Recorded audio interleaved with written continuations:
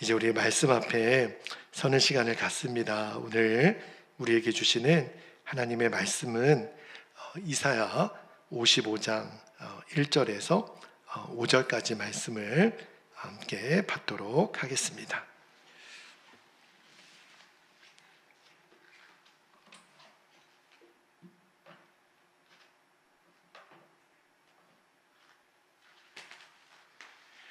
자, 이사야 55장 1절에서 5절까지 한 절씩 교독해서 읽고요. 마지막 5절은 같이 읽도록 하겠습니다. 1절입니다. 오라 너희 모든 목마른 자들아 물로 나아오라. 돈 없는 자도 오라. 너희는 와서 사 먹되 돈 없이 값 없이 와서 포도주와 젖을 사라. 너희가 어찌하여 양식이 아닌 것을 위하여 은을 달아주며 배부르게 하지 못할 것을 위하여 수고하느냐. 내게 듣고 들을지어다. 그리하면 너희가 좋은 것을 먹을 것이며 너희 자신들이 기름진 것으로 즐거움을 얻으리라. 3절 너희는 귀를 기울이고 내게로 나와 들으라. 그리하면 너희의 영혼이 살리라. 내가 너희를 위하여 영원한 언약을 맺으리니 곧 다윗에게 허락한 확실한 은혜이니라. 보라 내가 그를 만민에게 증인으로 세웠고 만민의 인도자와 명령자로 삼았으니 5절 함께요. 보라 내가 알지 못하는 나라를 내가 부를 것이며 너를 알지 못하는 나라가 내게로 달려올 것은 여호와 내 하나님 곧 이스라엘의 거룩하시노 말미암음이니라. 이는 그가 너를 영화롭게 하였느니라. 아멘. 하나님 말씀입니다. 오늘 우리가 이사야 55장 말씀을 읽었는데 처음에는 전체를 오늘 강해를 할까 하다가 오늘하고 다음번에 두 번 나눠서 말씀을 나누도록 하겠는데 2절 말씀에 너희가 어찌하여 그렇게 시작하고 맨 마지막에 보면 수고하느냐 중간에 이제 나오는데 오늘 설교 제목을 그렇게 삼았습니다. 너희가 어찌하여 수고하느냐. 자, 이사야 강해가 이제 55장까지 이제 오늘 왔는데 이사야 성경이 신구약 성경의 어떤 축약판이라고 말씀을 드렸죠. 근데 거의 이제 우리가 마지막 말씀을 향해 가고 있는데 이사야 성경은 굉장히 독특해요. 모든 성경이 다 은혜가 되지만 이 55장은 어떤 느낌이냐면 하나님이 멋진 잔치를 지금 준비해 놓고 우리에게 오라 초대장을 보내신다라는 느낌이 드는 말씀이에요. 누구에게 지금 초청장을 보내고 계시냐면 죄로 인해서 죽을 길을 향하여 달려가고 있는 우리 인간들을 향해 내게로 오라. 하나님의 절규죠. 그리고 지금 너무너무 목말라 지금 방황하는 영혼들이 있다는 거예요.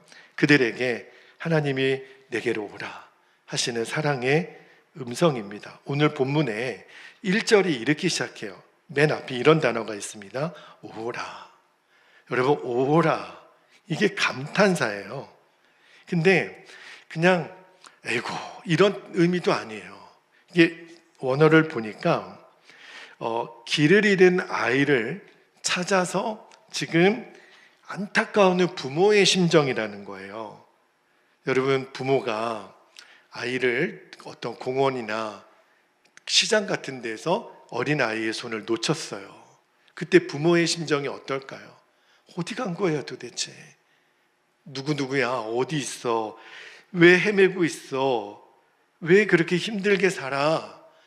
왜 생수가 여기 있는데 목말라 하고 있니? 라고 하나님이 우리를 향해서 지금 안타까워 부르고 계시는 거예요. 여러분 지금 우리는 너무너무 풍요로운 시대를 살고 있죠.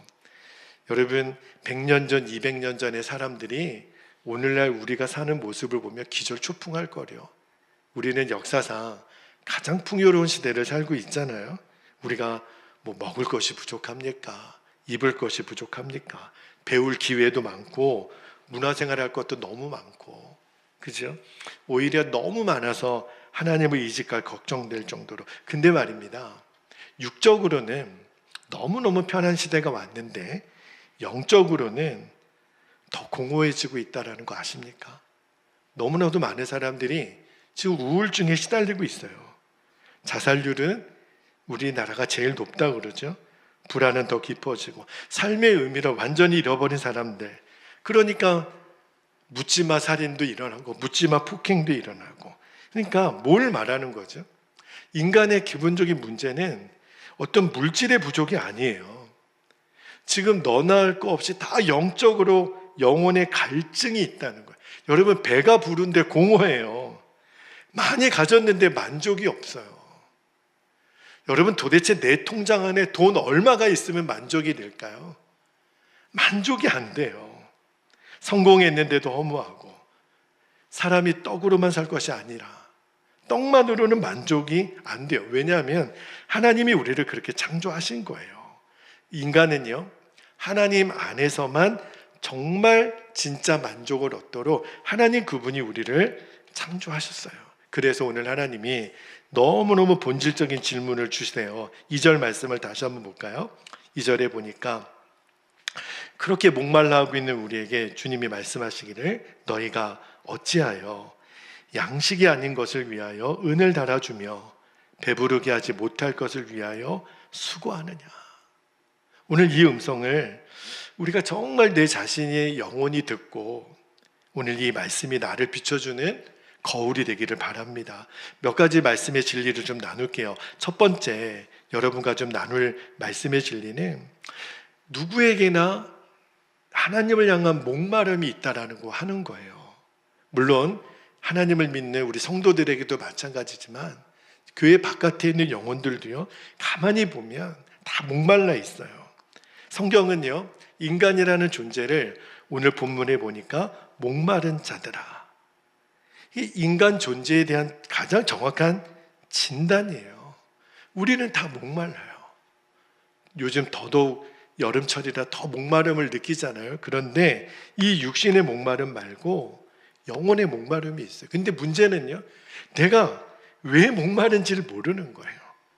뭔가 부족한 것 같은데 이유를 몰라요. 허전한데 원인을 몰라요. 그러니까 그 빈자리를 뭔가 다른 것으로 채우려고 하는 거예요. 뭘로 채우죠? 돈으로 채우고, 술로 채우고, 쾌락으로 채우고, 성공으로 채우고, 어떤 사람은 취미로 채워요. 낚시를 하고 바둑을 두고, 어떤 사람은 여행으로 채우죠. 내가 전 세계 몇 나라를 여행 갔다 왔다. 패스포트 여권에 몇 개국의 도장이 찍혔는지를 자랑하시는 분도 제가 봤어요. 그리고 어떤 사람은 그 자기의 목마름을 다른 사람 관계로, 내가 누구도 알고 내가 누구랑 친하고 어떤 높은 사람, 영향력 있는 사람, 그런 사람하고 내가 잘 안다고. 근데 문제는 그게 진짜 나를 채워주는가? 아니에요. 또 갈증이 생겨요. 또 목말라요. 왜 그렇죠? 영혼이 하나님을 떠나 있으면 다 그래요. 성 어거스틴이 뭐라고 말했냐면 이렇게 말씀하셨어요. 주께서 우리를 주님을 위해 창조하셨기 때문에 우리의 영혼은 주 안에서 안식하기까지 진짜 쉼을 얻지 못한다. 그러니까 하나님을 벗어난 만족은 없습니다. 제가 이 말씀을 읽다가 성경에 어떤 사람이 생각나냐면 요한복음 4장에 나오는 그 사마리아 수가성에 물 기르러 온 여인이 생각이 났어요. 정오에 아무도 없는 그 시간에 그 여인이 물 기르러 왔을 때 예수님이 그 여인에게 뭐라고 말씀하셨냐면, 자, 요한복음 4장 13절 14절을 한번 볼게요. 예수께서 대답하여 이르시되 이 물을 마시는 자마다 다시 목마르려니와. 여기서 이 물은 야곱의 우물이죠. 그러나 14절입니다. 내가 주는 물을 마시는 자는 영원히 목마르지 아니하리니 내가 주는 물은 그 속에서 영생하도록 솟아나는 샘물이 되리라. 세상의 물은 또 목마르다는 거예요. 여러분, 이 여인이 남편이 5명이었다는 거 아시죠? 지금 남편도 네 남편이 아니다. 아마 이 여인은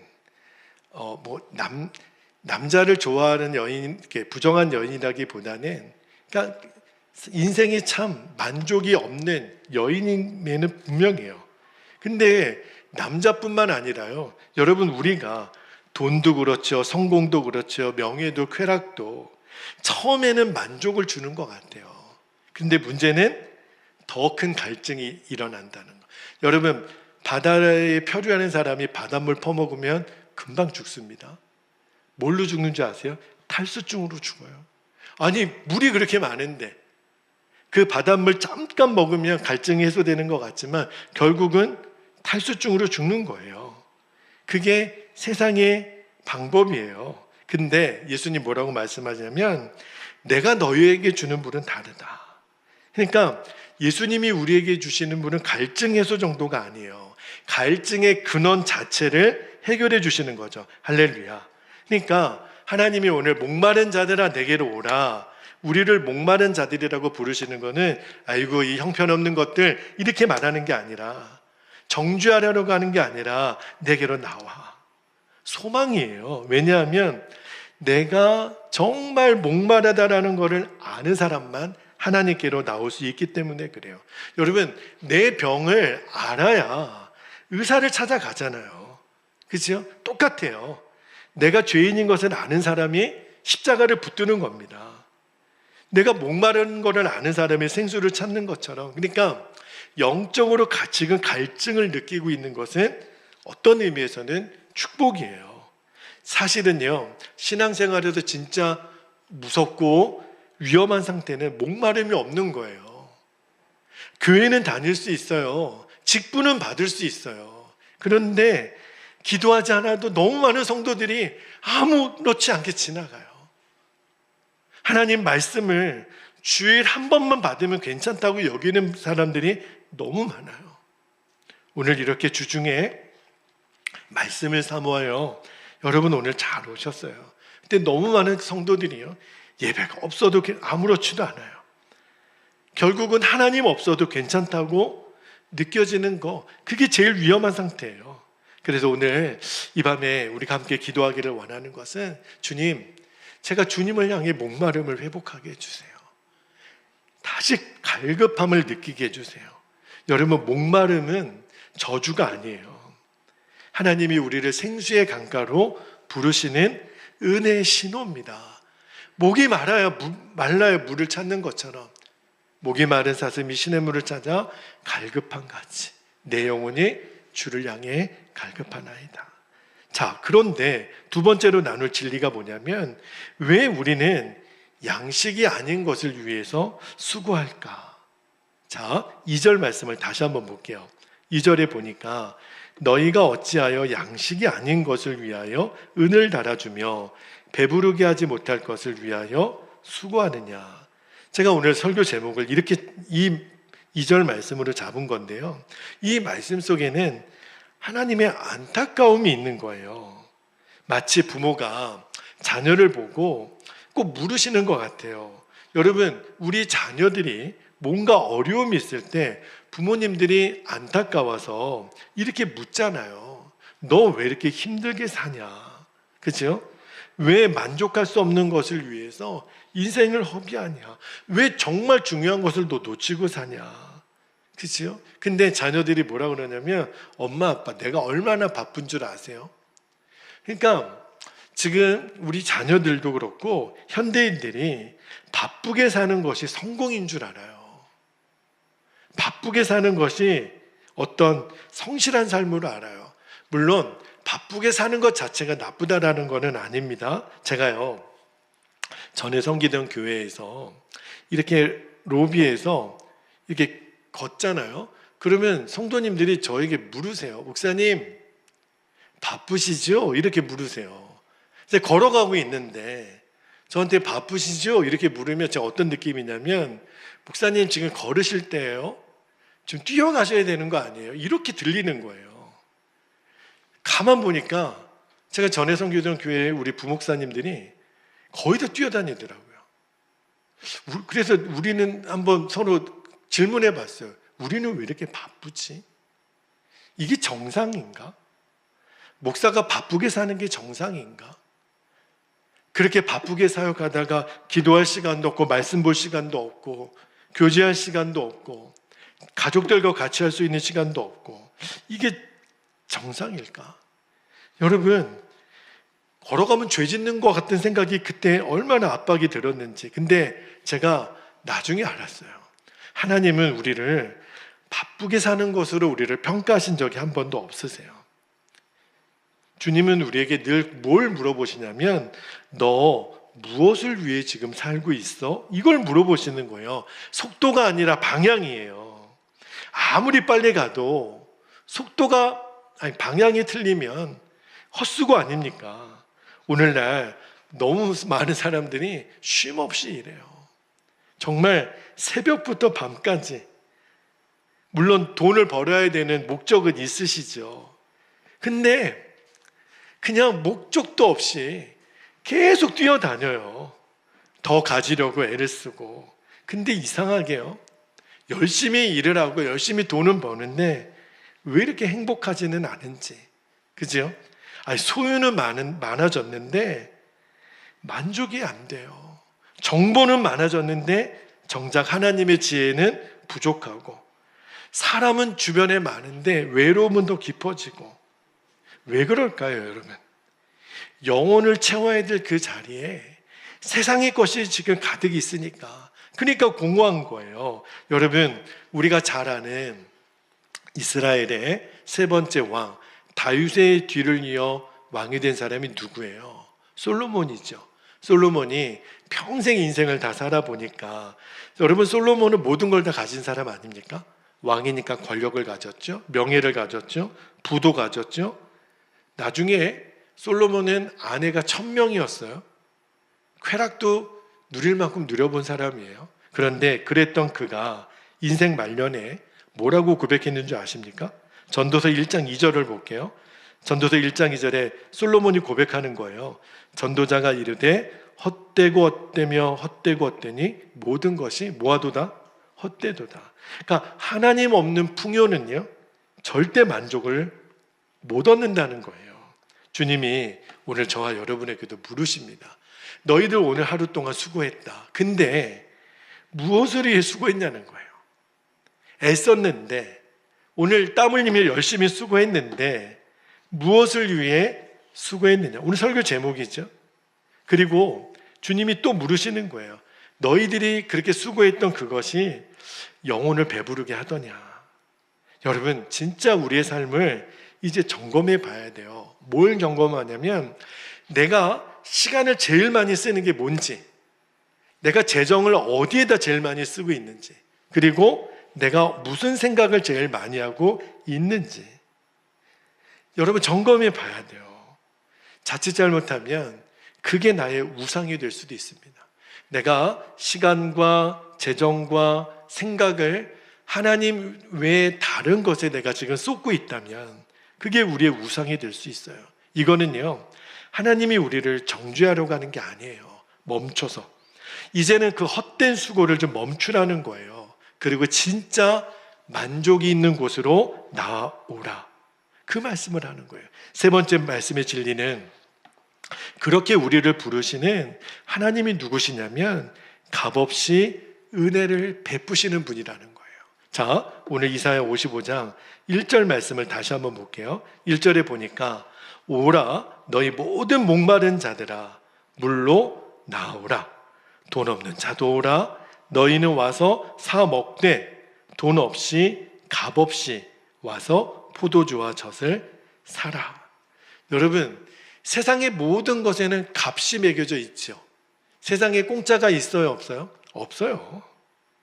여러분, 제가 저희 아이 공부를 시켜보려고 과외도 알아보고 학원도 알아보고 다 돈 들어요.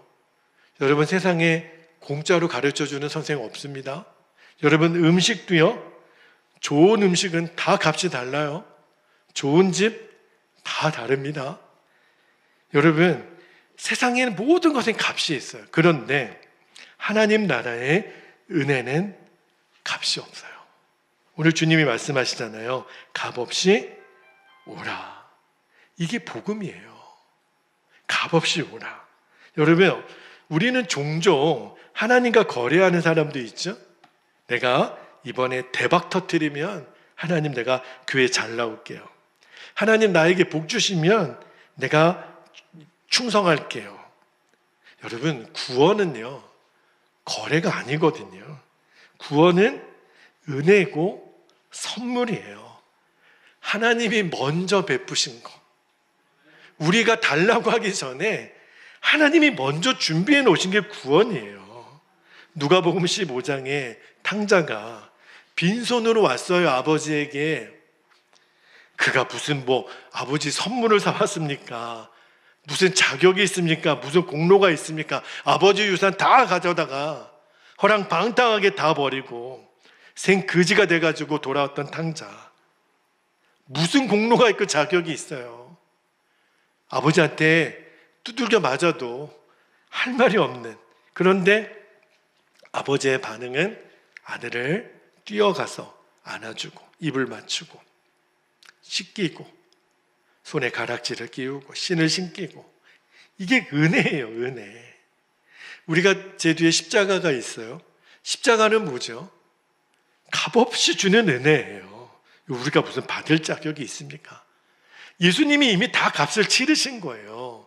예수님이 2000년 전에 저와 여러분이 2000년 후에 태어날 우리의 죄까지도 다 값을 지불하시고 죽으신 곳이 십자가예요. 십자가는 우리에게 뭘 말하는 거죠? 값없이 아버지께 오라.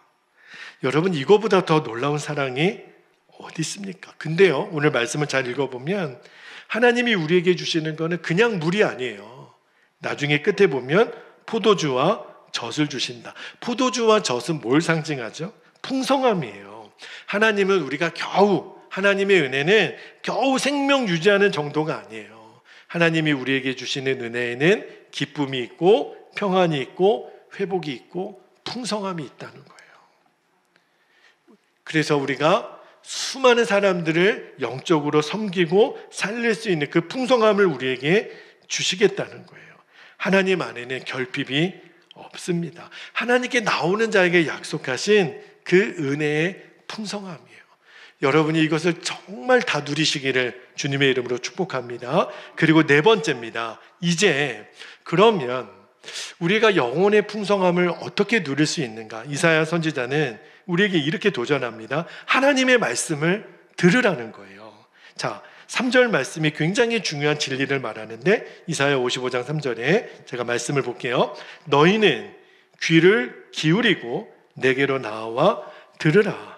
그리하면 너희 영혼이 살리라. 들으면 산다는 거예요. 내가 너희를 위하여 영원한 언약을 맺으리니 곧 다윗에게 허락한 확실한 은혜이니라. 여러분, 오늘날 많은 성도들이요, 영혼의 침체를 많이 겪고 있더라고요. 제가 익산에 내려와서도 익산에 있는 목사님들, 성도님들 이렇게 같이 교제하다 보면 뭔가 열심히는 살아가는데 마음에 기쁨이 없더라고요. 감격이 없어요. 예배를 드리는데 그냥 멍하니 앉아 계신 것 같아요. 왜 그럴까? 이유는 하나입니다. 영혼의 양식을 지금 제대로 공급 못 받는 거예요. 지금 우리 교회가 성전 리모델링 공사 중에 있는데 일꾼들이 계세요. 이분들이요, 아침 7시, 낮 12시, 저녁 6시에 밥을요 칼같이 드십니다. 만약에 일꾼들에게 오늘 저녁은 없습니다, 오늘 점심 안 드리고 계속 일만 하세요, 그러면 일 안 합니다. 아마 신고할 거리요. 이거 부당, 노동 강요라고. 우리는요 하루 삼시세끼를요 얼마나 잘 챙겨 먹는지 몰라요. 근데 문제는 영혼은요, 육적으로는 그렇게 잘 챙겨 먹는데 영적으로는 하루에 하나님 말씀을 읽지 않고 그냥 지나가도 배고픔을 못 느끼는 사람들이 너무 많아요. 기도로 하나님과 교제하고 있는지, 예배 가운데 얼마나 주의 음성을 듣고 있는지 너무너무 비참할 정도로 지금 이것을 놓치고 있는 사람들이 너무 많아요. 근데 우리의 영혼은요 하나님 말씀으로만 살아납니다. 예수님 말씀하셨죠. 마태복음 4장 4절에 이렇게 말씀하십니다. 예수께서 대답하여 이르시되 기록되었으되 사람이 떡으로만 살 것이 아니요 하나님의 입으로부터 나오는 모든 무엇으로요? 말씀으로 살 것이라 하였느니라. 여러분, 하나님 말씀을 먹지 않으면 우리의 영은 죽어요. 말씀을 먹어야 내 인생이 어디로 갈지를 압니다. 말씀이 들어와야 내가 잘못 살면 나를 깨세요. 너 이렇게 살면 죽어. 이 죄 끊어야 돼. 말씀은요, 우리의 상처를 치유해요. 절망 가운데 있는 나에게 소망을 주고 죽어가는 영혼을 살리는 것도 말씀이에요. 그래서 오늘 하나님이 이사야 선지자를 통해서 내게로 와서 들으라. 왜 그럴까요? 믿음은 들음에서 나니까, 들을 때 변화가 일어나니까, 들을 때 믿음이 생기니까. 근데 오늘날 한국교회의 제일 큰 위기가 뭐죠? 하나님 말씀에 대한 갈급함이 우리 성도들에게 없어요. 이제는 두렵습니다. 교회마다 새벽 예배가 없어지고, 주일학교 아이들이 없어지고, 주중 예배가 없어지고, 이제는 사경회로 옛날에 모였던 우리 선배들의 믿음의 전통이 다 깨졌어요. 교회가 연합하여 말씀 사경회를 해도 성도들이 모이지 않습니다. 말씀에 대한 사모함이, 유튜브를 들어가 보면 내노라는 목사님들의 설교가 엄청 쏟아집니다. 그러나 설교는 듣지만 순종하지는 않아요. 왜 그럴까요? 말씀에 대한 경외함과 사모함이 사실은 없는 거예요. 지적으로 만족할 수 있는 거죠. 내가 어떤 유명한 목사님의 설교를 들었습니다. 들었다고 내가 그렇게 사는 거는 아니거든요. 근데 착각하는 거예요, 스스로. 내가 그렇게 사는 사람이라고. 그러지 않아요. 말씀을 가까이 하는 사람은 절대로 무너지지 않습니다. 영적으로 무너지지 않아요.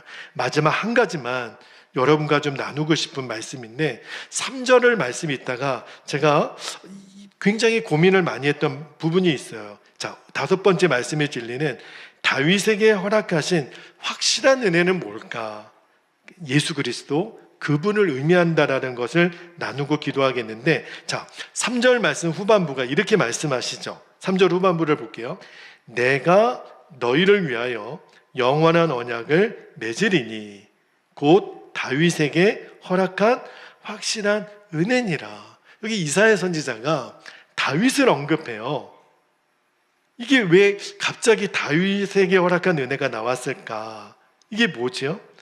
여기 보면 영원한 다윗에게 그의 왕위가 영원할 거라고 약속하셨죠. 근데 여러분, 질문이 생기지 않아요? 아니, 목사님, 다윗도 죽었잖아요. 솔로몬도 죽었잖아요. 게다가 솔로몬 죽고 나서, 솔로몬 이후에 남과 북이 갈라져서 북이스라엘은 아수르에게 망하고 남유다는 바벨론에게 망하고, 그러면 다윗의 왕위가 영원할 거라는 거는 실패한 거 아닙니까?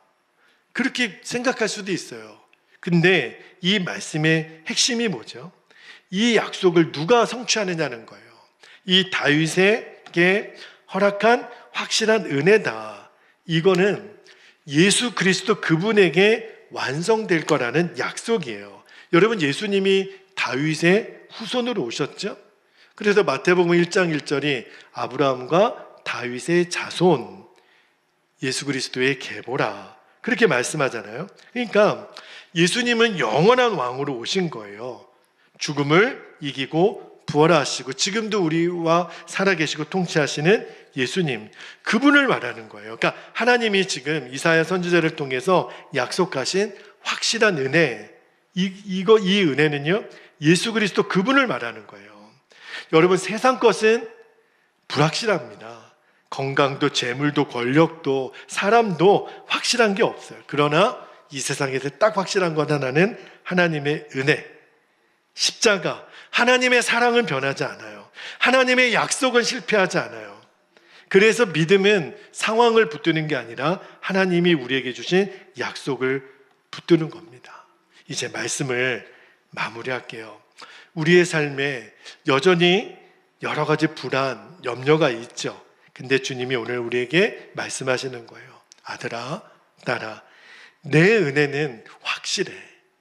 그리고 내가 너에게 한 약속은 변하지 않아. 너를 향한 나의 사랑은 영원해. 여러분, 이 은혜를 붙드는 사람은 흔들리지 않습니다. 세상이 아무리 요동쳐도 어떤 문제가 와도 무너지지 않고 낙심하지 않습니다. 왜 그럴까요? 내 인생의 기초가 예수 그리스도 그분 위에 세워져 있기 때문에. 그러니까 이사야 55장은요, 우리를 예수 그리스도께 인도하는 말씀이에요. 목마른 자를 부르시는 분도 예수님이시고, 생수를 주시는 분도 예수님이시고, 값없는 은혜를 주시는 분도 예수님이시고, 영혼을 살리는 말씀의 주인도 예수님이시고, 다윗에게 허락하신 확실한 은혜의 성취도 예수님 그분이세요. 그러니까 이사야 55장의 결론은 뭐냐면 우리의 인생이 예수님께로 돌아가야 된다는 거예요. 왜냐하면 예수님 안에만 참된 만족이 있으니까, 참된 생명이 있으니까, 예수님 안에만 영원한 소망이 있으니까. 그래서 값없이 오라, 내게로 오라. 우리가 오늘 이 밤에도 기도할 때 내 목마름을 오직 예수님께 아뢰시고, 주님 갈망하오니 내가 예수님 한 분이면 충분합니다. 저는 예수님께로만 돌아갑니다. 우리뿐만 아니라 지금 우리 한국교회 모든 성도들이, 지금 방황하고 지금 헤매어 있는 모든 성도들, 이 땅에 사랑하는 모든 이들이 생수의 근원이신 예수님께로 돌아올 수 있기를, 우리가 이 밤에 함께 기도할 수 있기를 축복합니다. 함께 기도하겠습니다. 두 가지 기도 제목을 여러분과 좀 나누고 기도하겠는데, 첫 번째 주시는 기도 제목은 우리가 이제까지 진짜 양식이 아닌 것을 위해 수고했던 삶을 돌이키게 하소서. 그리고 하나님 안에서 참 만족을 찾아야 됩니다. 그래서 우리 고백 속에 예수님 한 분이면 충분합니다, 하나님 한 분이면 충분합니다, 이 고백이 우리에게 결론이 되게 해주시기를. 두 번째 기도 제목은 말씀과 기도로 영혼의 갈급함을 회복하는 겁니다. 그리고 예수 그리스도 그분만이 우리들에게 확실한 은혜예요. 그 확실한 은혜이신 예수 그리스도 그 위에 우리가 반석의 기초를 닦게 하옵소서. 우리가 그 은혜 위에 굳게 서게 하여 주옵소서. 우리가 이 두 가지 기도 제목을 붙잡고 이 시간 주님의 이름을 간절히 부르고 합심하여 통성으로 기도하겠습니다. 주여